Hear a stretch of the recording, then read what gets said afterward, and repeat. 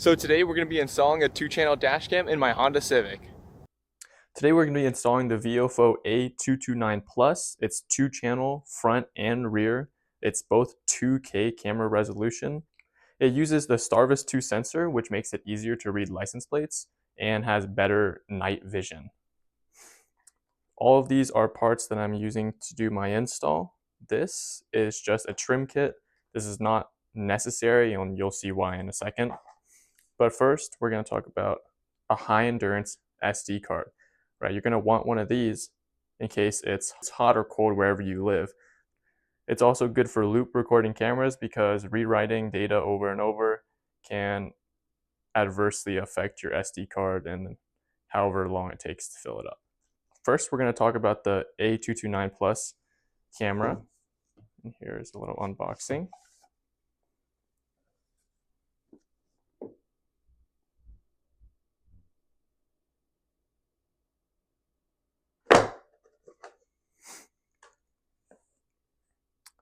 First out the box, it has a diagram of how the camera is set up.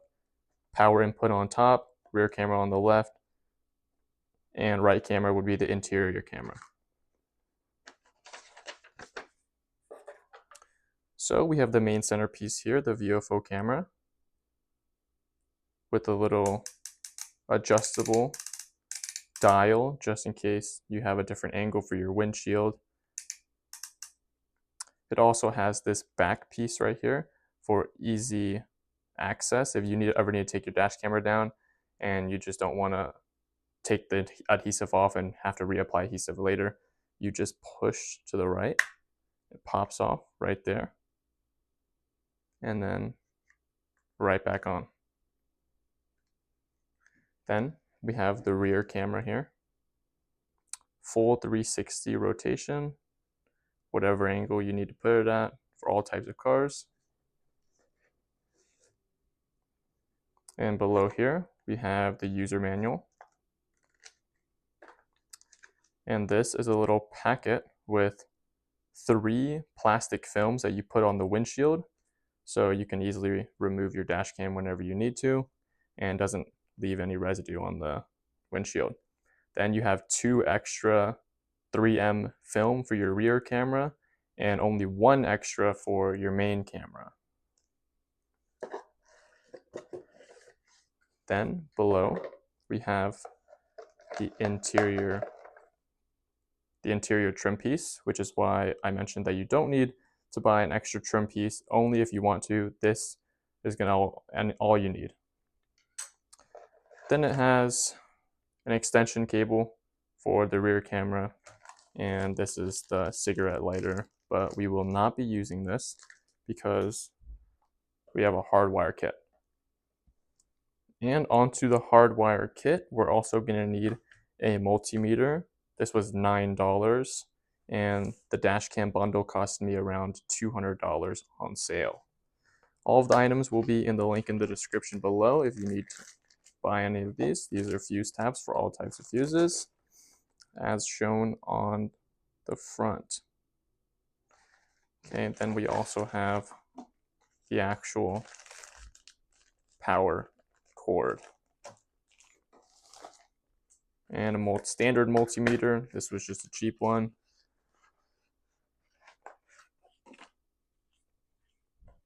Standard multimeter, and I will show you how to use it for your fuse box.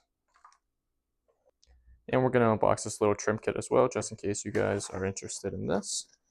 It'll last you a lifetime if you ever need to remove or add anything to your car.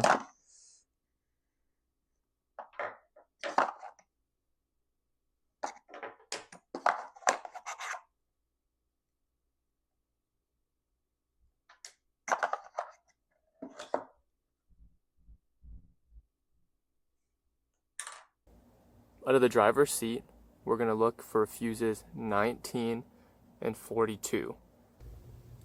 Alright, so the fuse box is going to be located directly under.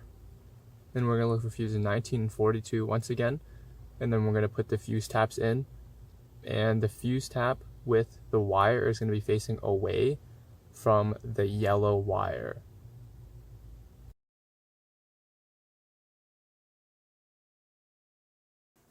So now that we've determined where the battery and the ACC goes, we're going to want to attach these two wires to the fuse tabs. Okay, next step, to ground the wire, I'm choosing this bolt right here because there's another bolt down here inside here where there's some other grounds, but I could not reach it and get it to get loose. So I pulled off this trim. This trim is easy to pull off. You just kind of grab from the side on this side, pull towards you and down, and it just comes off immediately. Then you're going to want to unbolt this clip, and you want to put the ground wire right behind it, right here.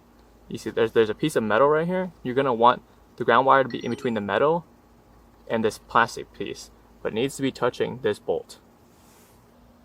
Just like that, the ground is now wired in between this, and all we need to do is just put the red and yellow wire in to the fuse box, and then that's about it for the hard wiring.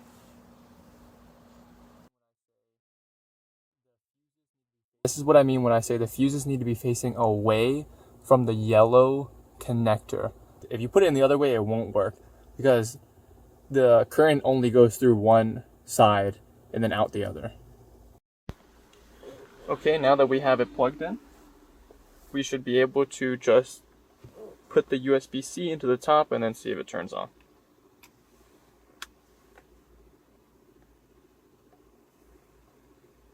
And that red light right there is indicating that the power is on, so it is working. And there it is. If you guys are worried about the parking sensor, the car is off right now and it's recording, so how you do that is you turn the car on. Alright, then you want to click recording right here, turn it off, and then you want to click the menu, which is this button right here. You want to go all the way down, or actually you want to go video settings, then you go all the way down to parking recording. Okay, then from there you click parking mode and you choose which one you want. You do time lapse, or you can do, it's manually, or by default it's off. So I have it on time lapse just to see if the camera would record when the car's off. And then after that you go down and you can put it on auto event detection so it doesn't run the entire night unless that's what you want to do, but I'm going to choose auto event detection. Then you can change other settings if you'd like, but I'm going to keep it by default. I've already went and looked through all of them. And then you click back again and it'll start recording by itself, and that's it. And now all we do is we just got to set it up onto the front windshield and then wire the rear camera, and then we'll be done.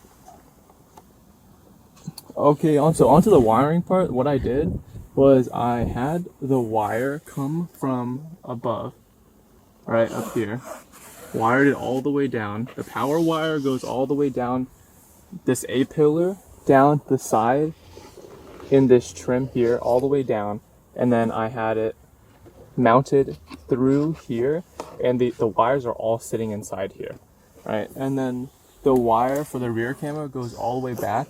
I tucked it inside of this little seal. However, I put it behind the liner, like the roof liner here, and then I made it go all the way back. And then there's the wiring, but I'm going to show you up close. Okay, so up close here we have the wire coming out of the liner right here. I was going to have it come all the way up to this side, but for whatever reason this liner kept poking out and wouldn't go back in.